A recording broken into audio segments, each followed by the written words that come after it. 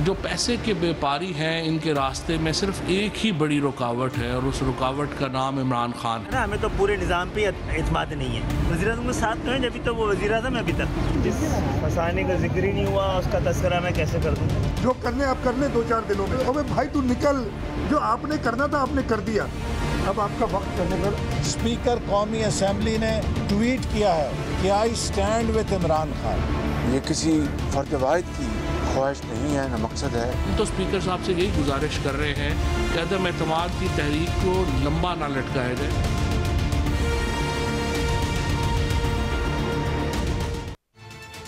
अस्सलाम वालेकुम, good evening. मैं हूं महर बुखारी। नाज़रीन, वज़ीर आज़म ने तहरीक अदम एतमाद को अपोजिशन की सियासी मौत करार दे दिया है। सियासत की हिसाब शिकन जंग में आज वज़ीर आज़म ने हुकूमती इत्तेहादी MQM पाकिस्तान से मुलाकात की है और इसके बाद गवर्नर हाउस में खिताब में अपोजिशन को नाम ले लेकर तनकीद का निशाना बनाया है। वज़ीर आज़म का यह दावा था कि अपोजिशन तहरीक अदम एतमाद लाकर फंस गई है और मैं इसी मौके के लिए अल्लाह से दुआ मांगता रहा हूँ। इन्होंने वो काम किया है जो मैं अल्लाह से दुआ मांग रहा था कि ये करें, कि जब गीदड़ की मौत आती है तो वो शहर की तरफ भागता है। तो ये चोरों के टोलों की जो इंशाअल्लाह मैं ऊपर वाले के ऊपर एतमाद है, इनकी जो सियासी मौत आई है इन्होंने अदम एतमाद कर दिया है। तो मैं सोच रहा था कि अल्लाह ये किसी तरह ना मेरे इनकी गर्दन मेरे हाथ में किसी तरह आ जाए। एक इंसान जो अल्लाह से मांगता है अपनी कौम के लिए, उसकी ज्यादा दुआएं सुनता है। वज़ीर आज़म ने तहरीक अदम एतमाद की नाकामी का दावा करते हुए अपोजिशन को धमकी दी कि कप्तान ने आगे की तैयारी कर ली है। अदम एतमाद की तहरीक जब इंशाल्लाह जब हम जीतेंगे, उधर मैं रुकूंगा नहीं, मैं इनके पीछे जाऊंगा, मैं इनको छोड़ूंगा नहीं। जो अब तक मेरे हाथ बंधे हुए थे, फंसे हुए थे, कभी ये मसला कभी दुनिया का, अब जिस तरह मैंने बताया कोरोना आ गई तो लॉकडाउन हो, मेरे अब हाथ वो जो जंजीर बली हुई थी ना वो अब खुल जाएगी। वज़ीर आज़म ने इंतहाई जारहाना अंदाज अपनाते हुए दो टोक अल्फाज में आसिफ अली जरदारी और अपोजिशन लीडर शहबाज शरीफ को अपना टारगेट नंबर 1 करार दिया है। पहला मेरा टारगेट होगा जिसके ऊपर बड़ी देर से जो मेरी बंदूक की नशिस्त पे बड़ी देर से उसके ऊपर आया हुआ, वो है आसिफ अली जरदारी। मकसूद चपड़ासी वाला, शोबाज जूते पॉलिश करने वाला, बूट पॉलिश करने वाला, क्योंकि उसको पता चल गया है कि वक्त आ गया है कि अगले 3 महीने के बाद तुम पूरी तरह जेल में डालोगे। तहरीक अदम एतमाद के हवाले से अपोजिशन जमातें मुतहर्रिक हैं नाजरीन, और वज़ीर आज़म के इत्तेहादी जमातों से राब्ते तेज़ तर हो चुके हैं। लेकिन तेज़ तर ये राब्ते जो हैं वज़ीर आज़म ने मुस्लिम लीग काफ के कायदीन चौधरी बरदरान से जो किए हैं, उनकी रिहाइश गाह पर मुलाकात के बाद आज फिर वो कराची में MQM पाकिस्तान के मरकज़ बहादुराबाद पहुँच चुके और इमरान खान साहब का बतौर वज़ीर आज़म MQM पाकिस्तान के मरकज़ का ये पहला दौरा था, जिसमें इत्तेहादी जमात ने वज़ीर आज़म के सामने बंद दफातर खोलने और लापता अफराद की बाजियाबी के हवाले से 2 बड़े मुतालबात सामने रख दिए। MQM रहनुमा आमिर खान ने मीडिया से गुफ्तगू करते हुए कहा कि वज़ीर आज़म से खुशगवार माहौल में बात हुई है, लेकिन गुफ्तगू का तमाम अहवाल नहीं बता सकता। मुलाकात में अदम एतमाद से मुतल्लिक गुफ्तगू नहीं हुई। हुकूमत के इत्तेहादी हैं लेकिन हमारे पास ऑप्शंस मौजूद हैं। ऐवान ज़ीरी में इस वक्त मुत्तहिदा की कुल 7 अरकान मौजूद हैं। MQM पाकिस्तान अब तक अपना कार्ड संभाले बैठी है। इत्तेहादियों के इत्तेहाद का ऊंट किस करवट बैठेगा, हुकूमत यकीन से कुछ नहीं कह सकती। इसी हवाले से बात करेंगे। हमारे साथ मौजूद हैं शिबली फराज साहब, वफाकी वज़ीर साइंस एंड टेक्नोलॉजी। उसके बाद बात करेंगे वसीम अख्तर साहब, डेप्यूटी कन्वीनर MQM से। शिबली फराज साहब, बहुत बहुत शुक्रिया साथ देने का। सर बताइएगा कि अगर आप सब इतने सुकून में हैं और आपकी तमाम मामला तय पा गए और आप कहते हैं कि तहरीक अदम एतमाद कामयाब नहीं होगी, आप सब एक बला का एतमाद, वज़रा से भी जो हमारी मुलाकातें हो रही हैं ऑफ द रिकॉर्ड भी, वज़ीर आज़म ऑन स्क्रीन भी, तो फिर ये मुल्क के तूल अर्ज में आप लोगों ने जल्द से जुलूस क्यों करने हैं? तो आप इलेक्शन मोड में आते दिखाई दे रहे हैं, तो पैनिक दिख रही है। देन इसके बाद मैं आपसे बात करूंगी जो वज़ीर आज़म का लबो लहजा है। देखें, इट वाज लॉन्ग ओवरड्यू मेरे ख्याल में कि प्राइम मिनिस्टर एक अवामी आदमी है, उनकी जो पॉपुलैरिटी है और उनका जो एक करिश्मा है अवाम में, तो बड़े अरसे से हम ये कह रहे थे और प्राइम मिनिस्टर हैड प्लान कि वो जो है तो जाके पब्लिक के पास जाएंगे और कनेक्ट करेंगे अपने लोगों के साथ and that's what he is doing. नहीं मगर व्हाई नाउ, ये आप कह रहे हैं कि फकत इत्तेफाक है कि कैसे वक्त में आप ये कर रहे हैं? बिल्कुल इत्तेफाक है क्योंकि हमने तो एसेंशियली वजीर आजम आज पेपर कागजी वजीर आजम है सर, उनकी कुव्वत और ताकत जब तक ये हतमी अंजाम को नहीं पहुंचती ये तहरीक, कुव्वत और ताकत के बगैर है पूरी। आप जानते हैं कि पूरी ब्यूरोक्रेसी मफलूज है, इधर मशीनरी मफलूज है सब। We do not know. नहीं देखिए, He's the chief executive 18वीं तरमीम के बाद, he is the all powerful chief executive। Prime minister जो है ना वो एक उनकी एक मॉरल अथॉरिटी भी है। वो ही तो अंडर क्वेश्चन है। Apart from the fact, moral authority is under question. No, that is legally not on paper तो वो वजीर आजम है, जब तक नहीं कागज में नहीं, effectively वो वजीर आजम। Morally मसला है। नहीं, I think ये तो ये मेरा ख्याल है उनके इख्तियार का, नहीं बिल्कुल नहीं है। जो भी फैसले हो रहे हैं वो फैसले हो रहे हैं। और इस वक्त देखें ना ऑपोजिशन का आपकी वैसे अपनी राय क्या है? आप लोग अंदर बैठते हैं, वैसे 3 दफा आपके काबीना के इजलास मनसूख हो चुके हैं, मगर उठक बैठक तो हो रही है। मैं आपको बता रहा हूँ, देखिए ये हमारी यहाँ तक कैबिनेट का ताल्लुक है, हिस्ट्री में कभी इतनी कैबिनेट मीटिंग्स नहीं है रेगुलरली, नहीं हुई, मगर अभी हो रही है ना बार बार। अभी तो ऑब्वियसली आप यू कांट एक्सपेक्ट, अगर किसी ने आग लगाई हुई है आप कहेंगे कि नहीं जी खुद ही हो जाएगा। आपको जाहिर है कि हम पॉलिटिकल आपकी मेजॉरिटी राय क्या है काबीना के अंदर कि जल्द अज जल्द काबीना का इजलास बुला लिया जाए और टेक योर टाइम एंड अपना जरा अपना फोर्स मजबूत करें? It's matter of priorities. और हम इस वक्त जो जॉब एट हैंड है वो यही है कि इस वक्त हमने एंगेजमेंट करनी है अपने एलाइज के साथ, अपने मेंबरान के साथ, आपके एलाइज कमिट क्यों नहीं कर रहे सर? आपके पास बाहर आके डंके की चोट पे अनकंडीशनली आपको क्यों नहीं कमिट कर रहे? This is what Pakistani politics is. और ये हमेशा यही होता है कि इस किस्म की सिचुएशन में देखें हर एक पार्टी जो एलाइज होते हैं, हमारी जो पॉलिटिकल सिस्टम है उसका अगर आप कहें ये एलाइज तो नहीं है तो फिर अपॉर्चुनिस्ट है ना। वेल मैं तो ये नहीं कहूंगा ना, मैं ये कह सकता हूं क्योंकि देखें हमारे तो एलाइज हैं एज ऑन टुडे। उन्होंने किसी ने नहीं कहा कि जी हम प्राइम मिनिस्टर के साथ नहीं खड़े हुए।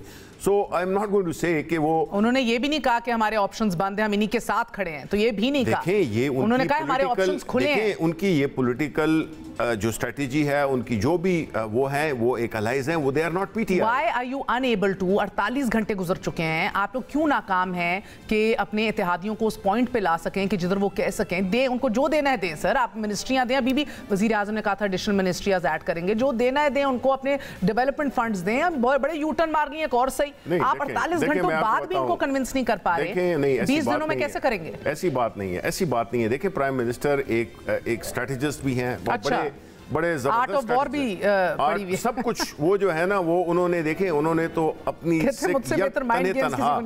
भी उनमें ये कैपेसिटी है कि वो चीजों को न सिर्फ रीड कर सकें बल्कि उसके लिए वो बहुत हुनरमंद है, तो पहले इसको फोर्सी कर लेना चाहिए था ना। मैं आपको मिसाल देती हूं, देखें इस ऑपोजिशन को आप फोर्सी नहीं कर सकते हैं। देखें मैं आपको बताऊं इनका बेसिक मकसद क्या है, दो it has become a cliché but the fact remains कि जिस तरह शहबाज शरीफ के केसेस, जिस तरह जरदारी के केसेस, जिस तरह मरीम नवाज के केसेस, जो क्यों वो ले रहे हैं, डेट्स ले रहे हैं, उसको क्यों पोस्टपोन कर रहे हैं। देखिए इनको पता है कि नाउ फाइनली जो प्राइम मिनिस्टर ने कहा है ना कि गले के गिर्द, वो यही है कि अब कानून का जो फंदा है वो इनके इर्द गिर्द करने लगा है। ये सारी ये मुल्क आप कहते हैं कि ये पाकिस्तान के मफाद में ये कर रहे हैं, आपका क्या ख्याल है? ये डेमोक्रेसी को मजबूत कर रहे हैं। ये वही लोग हैं जिन्होंने कि अब अपना चार्टर ऑफ डेमोक्रेसी में ये लिखा था और फिर एक दूसरे से दस्तों गरेबां हो गए। कल जो ये हाथ लेके पकड़ रहे थे, यही हाथ जब इनके मकासद हाल हो जाएंगे, ये एक दूसरे के गले में इनके हाथ होंगे। केसेस इन्होंने एक दूसरे बताए, दे डोंट ट्रस्ट, अदम एतमाद इनका आपस में नहीं है। आप विद इन PML नून आप देख लें कि शाहिद खाकान क्या कर रहे हैं, मरीम नवाज क्या कर रही हैं, नवाज शरीफ क्या कर रहा है और शहबाज शरीफ क्या कर रहा है। तो ये देखें, ये अदम एतमाद बेसिकली हम इस पे एक्साइटेड हैं कि ये एक सिचुएशन आ गई है। और आपने प्राइम मिनिस्टर की तकरीर है उसमें भी यही सुना होगा कि जब ये मौका था कि जिसमें कि ये फुली एक्सपोज होंगे। What they are doing is that ये जो कर रहे हैं ये अपनी सियासी तदफीन की तैयारी कर रहे हैं। ये जो इन्होंने उस पर नो कॉन्फिडेंस पे जो 80-86 बंदों ने किया है ना, ये बेसिकली अपनी पॉलिटिकल डिमाइस के लिए इन्होंने साइन किया। मुझे एक बात बताइएगा सर, एक छोटा सा आपको मिसाल मैं आपके पास देती हूँ कि आपने प्रीएम्प्ट क्या किया। आप लोगों ने सियासी ना बसीरत दिखाई बल्कि अना दिखाई दी, आप लोग की लैक ऑफ फॉरसाइट, अपने भी बंदे कटवाए। जैसे मिसाल के तौर पर वज़ीर आज़म आज कराची में थे सर, लियारी का आपका MNA जो है वो बिलावल भुट्टो जरदारी को हरा के जीता है। कितनी बड़ी ये लियारी के अंदर कितनी बड़ी ये कामयाबी है। It is not a small feet. ये तो तारीख को उसने बदल के रख दिया है। एक दफा उसके हल्के में वजीर आजम नहीं गए, वो कहता रह गया सर आपके इतने नाराज अरकान हैं जो कराची से ताल्लुक रखते हैं कि जिनके हल्कों में नहीं गए। आज भी उन्होंने गवर्नर हाउस से तकरीब की, किसी हल्के से कर लेते, लोगों को एंगेज करते। आपका कराची में भी आपको बेहतर मालूम होगा, मैं खबर दे ही चलूं सर कि 6 से 7 लोगों का फॉरवर्ड ग्रुप बना हुआ है। आज सेनेट के इलेक्शंस में आप लोगों ने बॉयकॉट कराया, आपके 4 बंदे गए वोट डाल के आए हैं। क्या आपको दिख नहीं रहा? Do you not see this writing on the wall? अभी आप मुझसे प्रोग्राम की शुरू में पूछ रही थी कि प्राइम मिनिस्टर अभी क्यों जा रहे हैं, ये लोग जल्द से जुलूसों में क्यों जा रहे हैं? अभी आप कह रही हैं कि वो क्यों नहीं गए? सर नहीं, मैं कह रही हूं कि पहले चले जाते तो सर। आज तो दुख हो रहा है कि एक मुल्क का मुंतज़िम आला जहाज पे चढ़ के इधर जा रहे हैं उधर जा रहे हैं, लोगों को मना रहे हैं, बाहर लेकर के लोग कह रहे हैं हमारी ऑप्शंस खुली हैं। It is sad, sir. I mean, you could have done better. आप ये मानते हैं कि आप लोगों के अंदर सियासी बसीरत या एंगेजमेंट का फुकदान है? नहीं, देखें ये पाकिस्तान की तारीख भरी पड़ी हुई है इस किस्म की चीजों से। अब ये ठीक नहीं है, ये पार्लियामान के थ्रू आईनी तरीकाकार से आपके खिलाफ चल रहे हैं सब सर। थिंक कि जो हमारी ऑपोजिशन है, आप लोग तो सड़कों पे 126 दिन आकर कह रहे थे वजीर आजम इस्तीफा दे वरना जला गिरा देंगे, सिविल नाफरमानी के ऐलान कर रहे थे। ये तो आईनी तरीकाकार से आ रहे हैं। नहीं, आईनी तरीकाकार से तो ये तो वक्त बताएगा ना कि आईनी तरीकाकार से हम भी उसको उसी तरह ही ले रहे हैं। हमने ना इनके जुलूसों में कोई रुकावट डाली, हमने इनको मैं आपसे कुछ पूछ रही हूं सर, आपको लगता है कि कहीं ना कहीं आप लोगों ने गलती कर दी? अलीम खान को पहले मना लेते, ये डिसग्रंटल्ड इतनी ego, it is right, disgruntled groups जो हैं। आज आपके काफली कह रही है कि जनाबे वाला अपने 40-50 बंदे नहीं अभी भर सके तो भाई हमें तो जाना ही पड़ेगा, हम मजबूर हैं। नहीं देखें, ये एक शगाफ आ चुके हैं। देखें कुछ गलतियां हमने की होंगी, इसमें कोई शक नहीं है। ओहो की होंगी, की है। अगर ये तो परफेक्ट तो नहीं है ना, हम अगर हम ये कहें कि जी 100 कोई परफेक्ट नहीं होता, लेकिन हमने देखे कि हमारा पाला एक ये कुछ आया जमहूरियत की वजह से हो रहा है या ये पर्सनल इंटरेस्ट या कानून से बचने के लिए जो कि माजी में ये करते आए हैं कि इन्होंने हमेशा कानून को वो किया, मैनेज किया, सर्कमवेंट किया। सर बाप के 2-3 लोग जो हैं वो यार मोहम्मद रिन साहब डिलीवर कर चुके हैं। 6 से 7 लोगों का आपका सिंध के अंदर भी फॉरवर्ड ब्लॉक है। आपके 50-55 लोग अभी पंजाब में हो जाएंगे। आप देख रहे हैं सारे फ्रंट से आपको घेरा जा रहा है। देखें इंशाल्लाह मैं आपको इस प्रोग्राम की वसातत से आपको मैं अश्योर करता हूँ कि वी आर अल्हम्दुलिल्लाह we are convinced, we are very comfortable. हम एंड में ये सारे इश्यूज को हम कितने दिनों तक ये फैसला हो जाएगा? It can take 3 days, it can before the अदम एतमाद के ख्वाजा आसिफ ने कहा है कि 23 मार्च को एक नया वजीर आजम जो है सेरेमनी में खड़ा होगा जिसको सलूट मारा जा रहा होगा। ख्वाहिशों का शेख चिली के ख्वाब देखने अच्छा नहीं हो रहा। आप इनके बंदे तो नहीं उठवाने जा रहे सर? इनको बड़े खदशात हैं, मीडिया पे आकर कहना शुरू कर दिया। ये देखिए ना, अगर इनके पुलिस है आपके पास, आईबी है आपके पास, देखिए हम वो वाली पॉलिटिक्स ना हमने की है, वो करने वाले ये छांगा मांगा, हम वो पार्टी नहीं है, ये वो पार्टी छांगा मांगा की सियासत। बहुत शुक्रिया आपका। शिबली फराज साहब हमारे साथ मौजूद है। आपने गुफ्तगू सुनी, वफाकी वजीर है, बला का एतमाद है कि कुछ नहीं होने जा रहा। ये बला का एतमाद है या सरहन डिनायल है? एक वक्फे के बाद बात करेंगे deputy convener MQM Pakistan Waseem Akhtar sahab से। स्टे विद अस।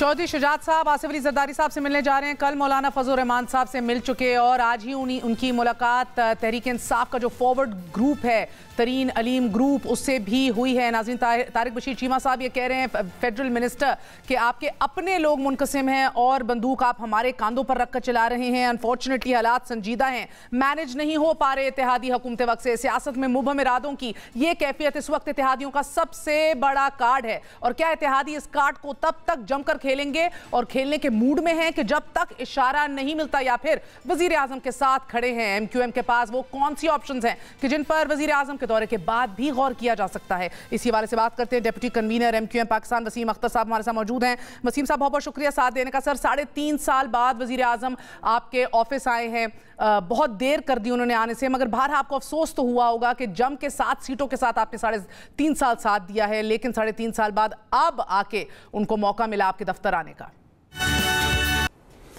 मेहर ऐसा है कि हमें खुशी हुई कि हमारी एक देरीना रिक्वेस्ट थी 3.25 साल पहले मैंने भी की थी, जब मैं PM हाउस गया था मीटिंग में, कि कराची आते हैं तो हम अच्छे बड़े आपके कोलिशन पार्टनर हैं, हमारे ऑफिस भी आइएगा हमारे जो पार्टी के कारकुनान हैं और ज़िम्मेदारान हैं वो भी चाहते हैं कि जिस तरह से आप GDA के पास जाते हैं और दूसरी सियासी जमातों के घरों में जाते हैं, तो हम भी एक्सपेक्ट करते हैं कि हमारे पास आएँ।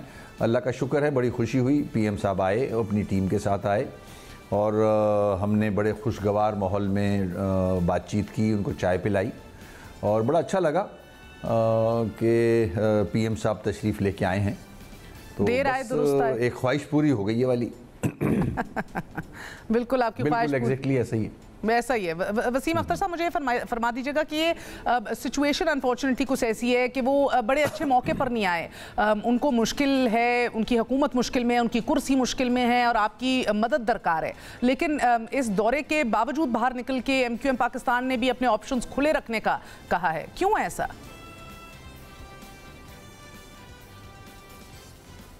मेहर, जब PTI मुश्किल में आई है 3.5 सालों में, हमने उसका साथ दिया है। हम पार्लियामेंट में खड़े रहे हैं हर जगह PM साहब के साथ, और आज भी एक अजीब सी सिचुएशन बनी हुई है पूरे मुल्क में कि ऑपोजिशन नो कॉन्फिडेंस की तरफ चली गई है। तो मैं नहीं समझता कि अगर इस पे परेशान होते PM साहब तो ज़ाहिर है हमसे डिस्कशन भी करते। एक नॉर्मल मीटिंग रही हमारी, उसमें इन हवालों से कोई भी डिस्कशन नहीं आया और ना हमने अपने पुराने जो हमारी डिमांड्स थी, तहफ़्फ़ुज़ात थे, वो दोहराए, क्योंकि हम इतने खुश थे कि इतने अरसे बाद आए हैं तो हम उनके सामने वो जो एग्रीमेंट है उसको फिर ना दोहराएं। ज़रूर उनके इल्म में होगा कि ये जो पॉइंट्स हैं इनको भी फुलफ़िल करना है। कुछ पाइपलाइन में हैं, जैसे सेंसस है, जैसे हैदराबाद की यूनिवर्सिटी है, उस पर काम कर रहे हैं, उनकी मेहरबानी है और सिंध के लोगों के मसाइल हल होंगे इससे।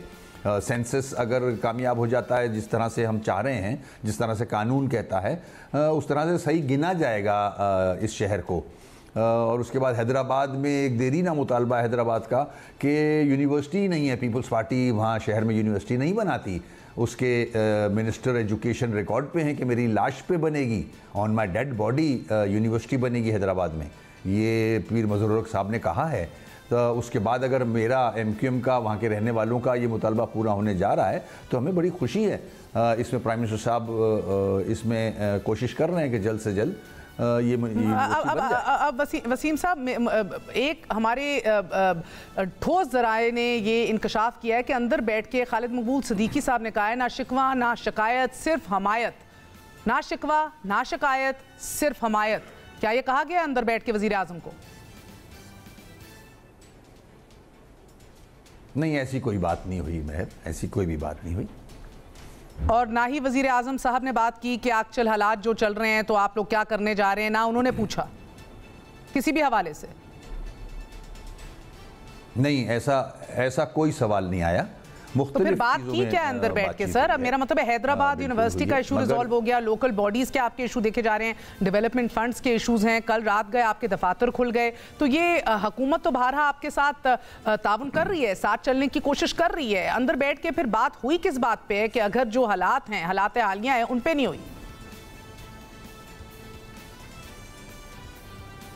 देखें, उनके साथी भी मौजूद थे, उस पर ये बात उनके वुज़रा ने कही और PM साहब ने उसको सेकंड किया कि MQM से हमारे बड़े अच्छे ताल्लुकात रहे हैं, आज भी हैं। ये मैं उनके अल्फाज दोहरा रहा हूँ। और नेशनल असम्बली में, प्रोविंशियल असम्बली में हमारा साथ दिया है MQM ने, हर वक्त हमारे साथ खड़े रहे हैं। फिर प्रोविंशियल असम्बली के जो ज़िम्मेदार हैं, जो लीडर ऑफ द अपोजिशन हैं, उन्होंने भी इसको सेकंड किया कि यस, यहाँ के MPAs जो हैं वो हमारे साथ खड़े रहते हैं हर इशू पे। तो ये डिस्कशंस हुई और फिर हालात जो सिंध का हाल है उस पर काफ़ी बहस हुई। सिंध में जो तबाही आई हुई है, सिंध, कराची तबाह कर दिया है, पूरा सिंध तबाह है, तो इन हवालों से बात हुई है। उस हवाले से भी वफाक अपना पूरा काम कर रहा है, सफाई के हवाले से, नाले बनवाने के हवाले से। सर, मुझे पहले बतला दीजिएगा दो बातें। पहले तो मुझे बताइए कि आपकी ऐसी कौन सी डिमांड है या ऐसी कौन सी चीज़ आप अभी भी चाहते हैं कि जिसको पूरा करने के बाद आपकी अनकंडीशनल सपोर्ट जो है, हमायत जो है, वो आप अल्लाह ने ऐलान एक्सटेंड कर देंगे तहरीक इंसाफ को? देखें, हिमायत की तो बात जो है वो बहुत ही मैं समझता हूँ अभी इट नीड्स टाइम। जहाँ तक इश्यूज़ का मामला है उसमें सेंसस है, ऐसी चीज़ें भी सामने आ रही हैं कि सेंसस में भी कुछ ब्यूरोक्रेसी जो है वो रुकावट डाल रही है। तो ये एक अजीब सी बात सामने आई है। अगर फेडरल गवर्नमेंट है, मजबूत है, तो उसको जो उसने वादा किया है सेंसस का, उसको इन लेटर इन स्पिरिट। तो आप कह रहे हैं कि अभी आपकी गैर मशरूत हमायत को वक्त दरकार है, टाइम लगेगा, लेकिन सेंसस के ऊपर आपको मुकम्मल कमिटमेंट चाहिए वफाक की, और फिर आप अलन ऐलान टंकी की चोट पे खड़े होंगे इमरान खान साहब के साथ? नहीं, ऐसी बात नहीं है। देखें, मैंने कंडीशनल नहीं रखा है कुछ भी मेरी जमात ने। तो वक्त क्यों दरकार है सर? फिर आप क्यों कह रहे हैं कि अभी वक्त दरकार है हमायत का? क्यों फिर वक्त क्यों दरकार है? आप वेट एंड सी पॉलिसी पे गामजन है काफ लीग की तरह? वो तो जाहिर है। देखें, मैं एक सियासी जमात हूं ना, MQM एक सियासी जमात है। वो हालात देख रही है सियासी, जिस तरह से दूसरी जमातें एक दूसरे से मिल रही हैं और बातचीत कर रही हैं, हालात पे बातचीत कर रही हैं, उसी तरह MQM को भी हक हासिल है। बिल्कुल हक है sir. Wait and see policy के ऊपर आप गामजन है, मैं इसीलिए कह रही हूं। आज आपकी इमरान खान साहब से मुलाकात हुई है, वसीम साहब, आज आपकी इमरान खान साहब से मुलाकात हुई है, कल आपका वफ्द उठ के इस्लामाबाद आ रहे आसिफ अली जरदारी से मिलने। मेरा मतलब है कि ये तो फिर बाकायदा तौर पे देखा जा रहा है कि कौन क्या ऑफर कर सकता है। देखें, ना ऑफ़र में हमारी कोई कंडीशन है, ना हमें वजारतें चाहिए। हमें पाकिस्तान से रिलेटेड जो इश्यूज़ हैं, जो पर्टेन करते हैं सिंध से, स्पेशली कराची से, शहरी इलाकों से, दही इलाकों से, उनको रिजॉल्व करना है। तो सर फिर मुझे कलामी माफ, मुझे इजाजत दीजिएगा, गुस्ताखी माफ वसीम अख्तर साहब। फिर यानी कि आप इक्तदार में तो अभी शरीक इक्तदार ऑलरेडी हैं, आप चाह रहे हैं कि देखना है कि कौन इश्यूज रिजॉल्व करेगा। पीपल्स पार्टी की मोहब्बत तो आप आजमा चुके, कई बार आजमा चुके, 3.5 साल से तहरीक इंसाफ के साथ भी चल के देख रहे हैं, ये भी तजर्बा कर चुके हैं। यानी कि एसेंशली आपको लग रहा है कि हिज़्ब इख्तिलाफ का पलड़ा भारी है, क्योंकि अगर नो कॉन्फिडेंस मूव जो अब आ गई है और इसको अगर ये कामयाब हो जाती है तो पीपल्स पार्टी बरसरे इख्तिदार किसी फॉर्म में, किसी नंबर में भी आ गई, आप लोग MQM ये अफोर्ड नहीं कर सकते। सिंध में आपको बड़ा टफ टाइम दिया जाएगा। क्या आपकी वाकई सियासी रीजनिंग आपको लग रहा है कि ऑपोजिशन का पलड़ा भारी है अभी?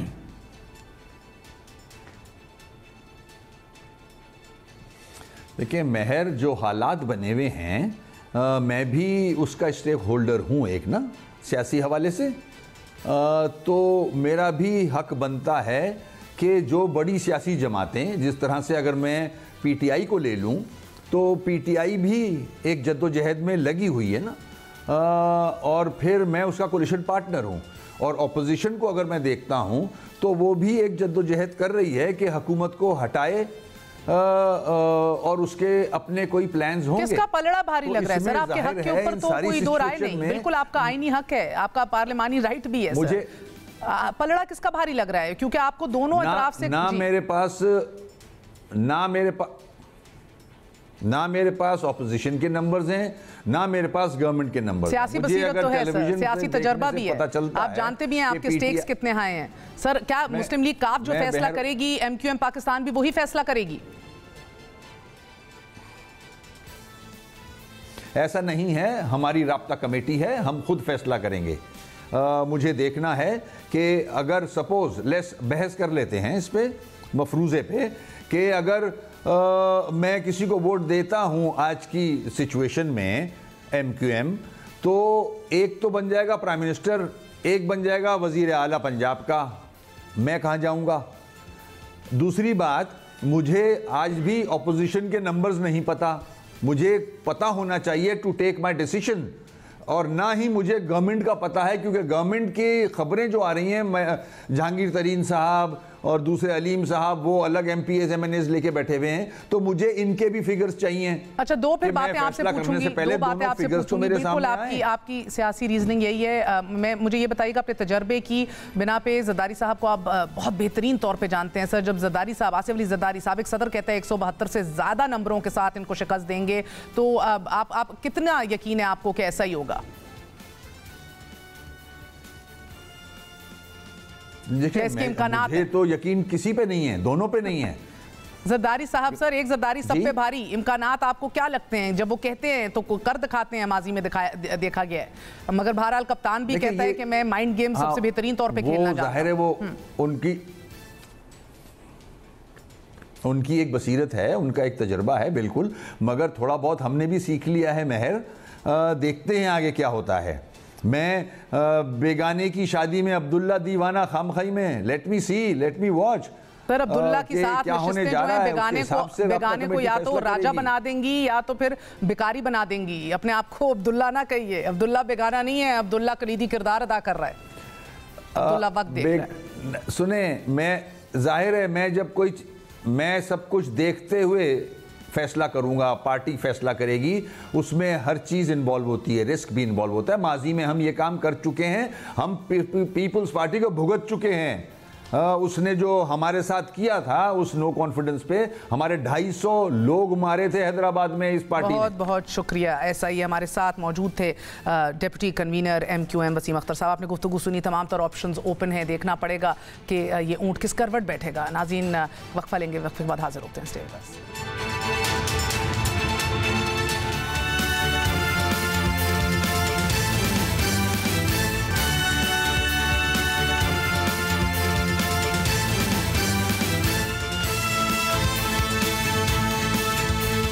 नाज़रीन निशाने पे हैं पीपल्स पार्टी, गो के इत्तेहादी कमिट नहीं कर रहे अनकंडीशनली। हमारे साथ सैयद नवीद कमर साहब मौजूद हैं, chairman standing committee on commerce and former minister for defence. Naveed Qamar साहब बहुत बहुत शुक्रिया साथ देने का। सर आज इमरान खान साहब ने कहा कि 20 करोड़ की ऑफर दी जा रही है जरदारी साहब की तरफ से, उनके MNAs को। फवाद चौधरी कहते हैं 10 करोड़ की दी जा रही है, ब्रीफ केसेस की बात हो रही है। यही पुरानी छांगा मांगा की सियासत है सर, MNAs खरीदे जा रहे हैं?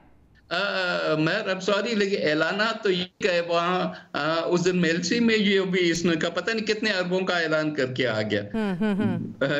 एक तरफ मुल्क का दिवालिया कर दिया, दूसरी तरफ अरबों के प्रोमिसेस लोगों को कर रहा है। ये इस तरह से तो नहीं कभी चलती।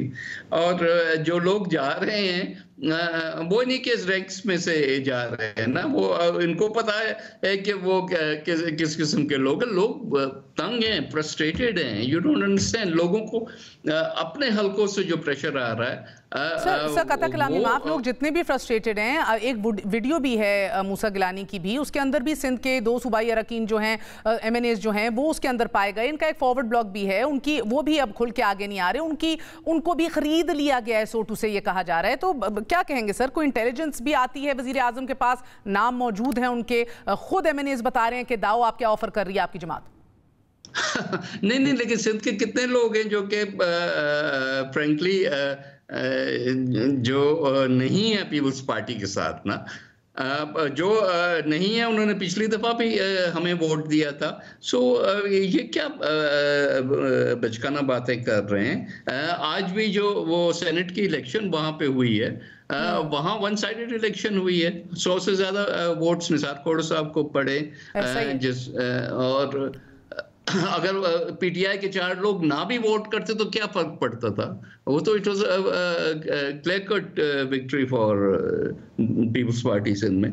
तो ये बातें हैं ना, इस वक्त अब कोई एक्सप्लेनेशन उनके पास नहीं है। अगर इंटेलिजेंस की रिपोर्ट्स की आप बात कर रहे हैं, इंटेलिजेंस वालों ने तो इनको यहाँ तक पहुंचाया है। काश के ये इन सारी चीजों से कोई नवीद कमर साहब, इनके पास एक्सप्लेनेशन ना भी हो मगर 20 दिन जरूर हैं और देने को भी बहुत कुछ है हुकूमत के पास, क्या कहेंगे?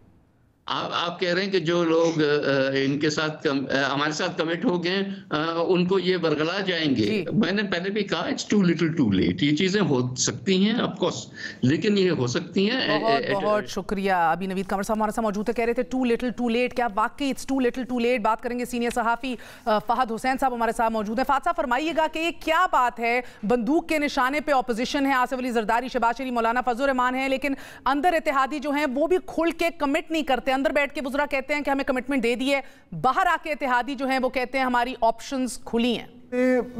लग ये रहा है कि गवर्नमेंट ने इस सारे सिनेरियो को या तो प्रॉपर्ली प्रीएम्प्ट नहीं किया, या प्लानिंग नहीं की, या अपने आप को तैयार नहीं किया। अब क्योंकि वक्त रह गया कम और प्रेशर बढ़ता जा रहा है तो इत्तेहादियों के साथ कोऑर्डिनेशन जो है वो मुश्किल होती जा रही है। उसकी एक वजह महर ये भी है कि इत्तेहादी जो हैं वो भी अब देख रहे हैं कि किसका पलड़ा भारी है। उन्होंने अपनी इंटरेस्ट को देखना है और वो ये देख रहे हैं, जो आज PMLQ ने तो कह भी दिया कि जी अगर गवर्नमेंट के अपने लोग जो हैं वो कंट्रोल नहीं हो पा रहे तो फिर हमें तो अपने ऑप्शंस देखने हैं, मजबूर कर दिया जाएगा हमें दूसरी साइड पे। तो मेरे ख्याल में मुझे लग रहा यूं है कि थोड़ा सा मिस रीड कर रही है गवर्नमेंट कि ओवरऑल ये ट्रेंड क्या हो रहा है। इंडिविजुअली लोगों से बात करना, इत्तेहादियों से बात करना और फिर इस तरह के बयान देना जो उनसे सिंक नहीं कर रहे। मगर हुकूमत के पास तो देने को बहुत कुछ होता है, फंड्स, मिनिस्ट्रीज, आपके काम करवाने को। दे स्टिल हैव पूरा साल इलेक्शन के आगे पड़ा है जिधर बहुत से रॉन्ग्स जो है उनको राइट किया जा सकता है मुमकिन तौर पर। देखिए बिल्कुल आप दुरुस्त कह रही हैं और यही सबसे बड़ी एडवांटेज होती है गवर्नमेंट की। लेकिन जब आपके ऊपर बिल्कुल जो सूरत हाल है वो आपके सर पे आ जाए फिर आप चले जाते हैं रिएक्टिव मोड में। मुझे इस टाइम लग रहा है कि गवर्नमेंट रिएक्ट कर रही है इवेंट्स को और जो ऑपोजिशन ने जो कुछ प्लान अपने पत्ते खोले हैं उसकी बुनियाद पे अब गवर्नमेंट जो है वो जो ट्रबल शूटिंग कर रही है। वेयर एज ये जो कुछ आज हुआ है, जो वोट ऑफ नो कॉन्फिडेंस आया है, महर ये कोई सरप्राइज तो नहीं है, ये तो महीनों से आप सुन रहे थे कि आ रहा है। नहीं, मगर मैं जिस तरह भी आपसे बात भी कर रही थी, मे बी इससे पहले ये हलचल दिखाना जो है कमजोरी को बता देता कि कमजोरी है, पैनिक है, तो may be timing is all right. मेरे ख्याल में देर हो गई है। नहीं, मेरे ख्याल में अगर आपको मालूम है कि इस तरह के मामला बन रहे हैं और आपको यह भी मालूम है कि वो मामला किन बुनियाद पे बन रहे हैं, किस बुनियाद पे बन रहे हैं, बेसिकली दो इश्यूज हैं बेसिक। एक है मिस हैंडलिंग ऑफ पंजाब जो कि एकदम नहीं हुआ, जो कि train rake in slow motion है, 2-2.5 साल से होता जा रहा है, और दूसरा है मिस हैंडलिंग द एस्टैब्लिशमेंट।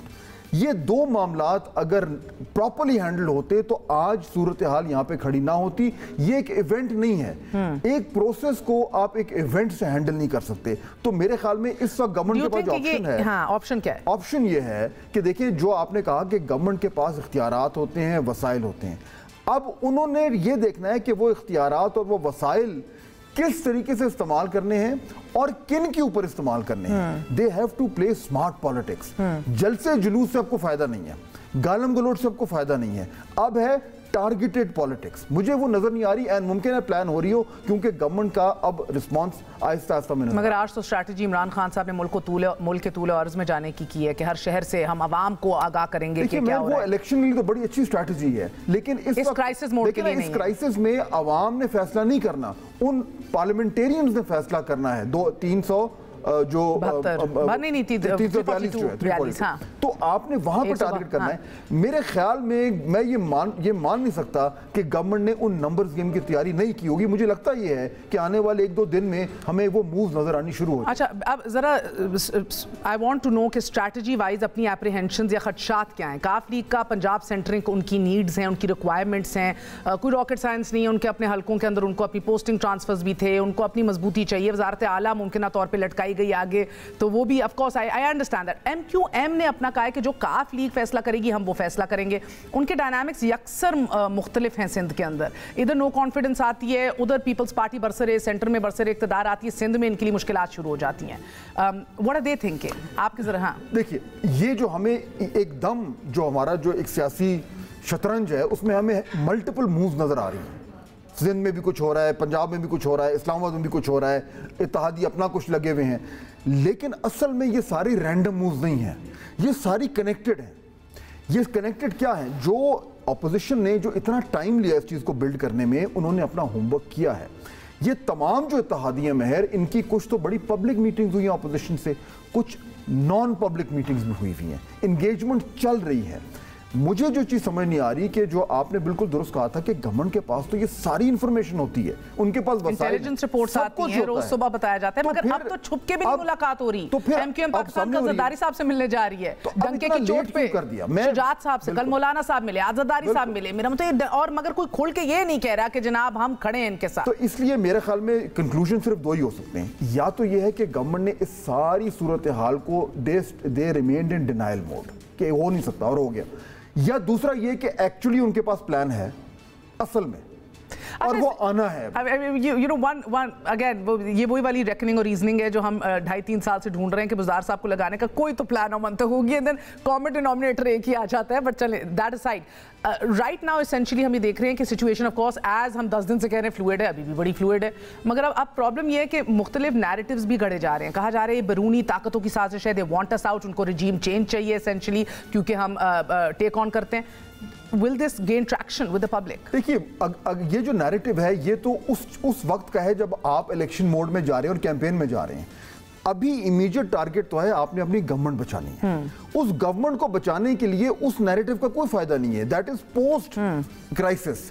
तो ये जो क्राइसिस है अगले 2 हफ्ते का, इसके लिए गवर्नमेंट के पास क्या है, मैं वो उस चीज का। अच्छा, आपने भी कहा कि मे बी इनके पास कोई प्लान है। ख्वाजा आसिफ साहब अभी थोड़ी देर पहले उन्होंने ये बात मीडिया के ऊपर की, एक तो 23 मार्च के ऊपर नया वजीर आजम जो है वो सेरेमनी के ऊपर मौजूद होगा, उसको सलूट दिया जा रहा होगा। दूसरा ही सेट कि क्योंकि हमें बहुत सीरियस कंसर्न्स और खदशात हैं हमारे MNAs की सिक्योरिटी के हवाले से। ये बात आपने भी दारुल हुकूमत में सुनी होगी कि इनके बंदे ही उठवा लेने के ऊपर गौर व फिक्र अब हो रहा है। Really?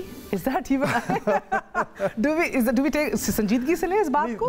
पाकिस्तान में हर चीज हो तो कुछ भी लेना चाहिए, और ये हुआ है, सिंध में भी हुआ था, आपको पता है MQM के बंदे भी एक दफा सारे बंद कर दिए गए थे। तो होने को तो कुछ, लेकिन अगर गवर्नमेंट इस लेवल पे आ रही है तो फिर मेरे ख्याल में द प्लॉट इज लॉस्ट। लेकिन मेरा ख्याल है वो नहीं है। देखिए इस वक्त प्राइम मिनिस्टर एक सर्टेन मोड में है, हमने आज भी उनकी तकरीर सुनी, लेकिन उनकी कैबिनेट में बहुत सारे ऐसे लोग हैं जो सियासी सूरत हाल को समझते हैं, जो रियलिस्टिक असेसमेंट करते हैं। ये रियलिस्टिक असेसमेंट का टाइम है, ये इमोशनल रिस्पांस का टाइम नहीं है। सो अवाम के लिए और अपनी खबरों के ऊपर क्योंकि इतलात हमें, and we are meeting people non stop off the record as well, कौन आपके नज़दीक पॉइंट ऑफ नो रिटर्न पे आ चुका है? जहांगीर खान तरीन का ये फॉरवर्ड ग्रुप, अलीम खान भी लंदन में मौजूद है, ये forward group point of no return पे, और can it be coerced back? JKT himself might be at a point of no return, मगर ये अरकान जैसे इनमें से एक ने आज बुज़दार साहब की हमायत में कहा है कि मैं इनको नहीं बुरे टाइम में छोड़ सकता। इसी तरह पीर पगाड़ो नहीं मिले, इत्तेहादी हैं, दीगर इत्तेहादी, इनमें से पॉइंट ऑफ नो रिटर्न पे कौन है और कौन है who can be wooed back? देखिए मुझे लगता है कि जहां तक जहांगीर तरीन साहब के ग्रुप का मामला है, वो ये जो लार्जर पैटर्न है उसमें वो फिट हो चुका है, उसको आप इंडिविजुअली आप तोड़ नहीं सकते। लेकिन मैं एक इंपॉर्टेंट बात करना चाह रहा हूँ। बहुत बहुत शुक्रिया फाद हुसैन साहब हमारे साथ मौजूद थे, आपने गुफ्तगू सुनी। नाज़रीन आज के लिए इजाज़त दीजिए, गुड नाइट, अल्लाह हाफिज़।